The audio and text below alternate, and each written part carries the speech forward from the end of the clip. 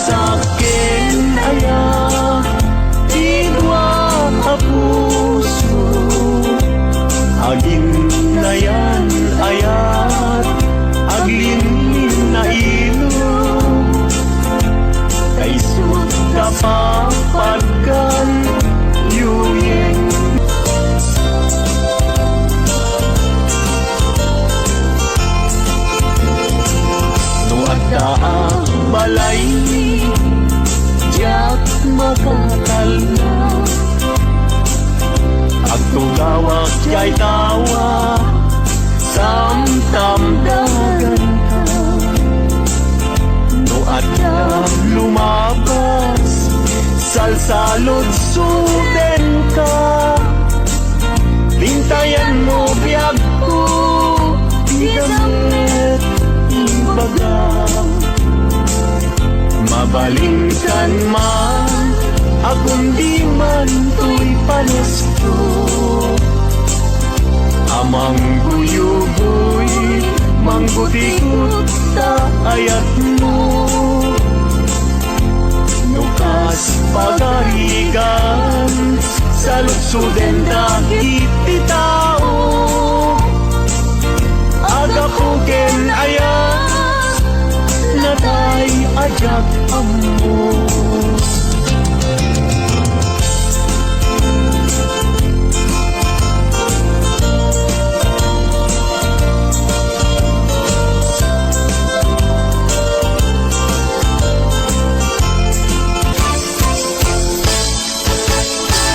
Minka anak pa'y dumatlas bang amang murmuray tuy puso kanalda.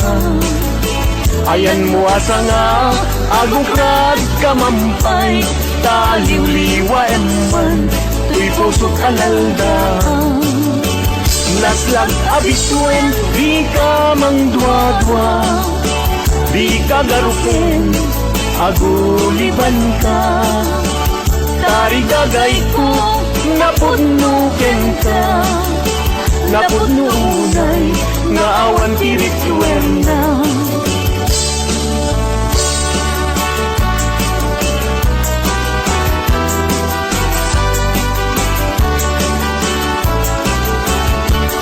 Denggen anong anyan anak wataskan. Maguyugoy riknap nuisen mo't may matanga. Rigat tuok di pusuket maawan. Sikawan sa bali nanak pagrayuan. Di mo kulay nga tuy ayat mangitulbo. Siksikat pagbuyusan day tuy riknap puso. Tuy ayat kuwala patek ang nanayon indat tanim sa alabareng-bareng na talingin.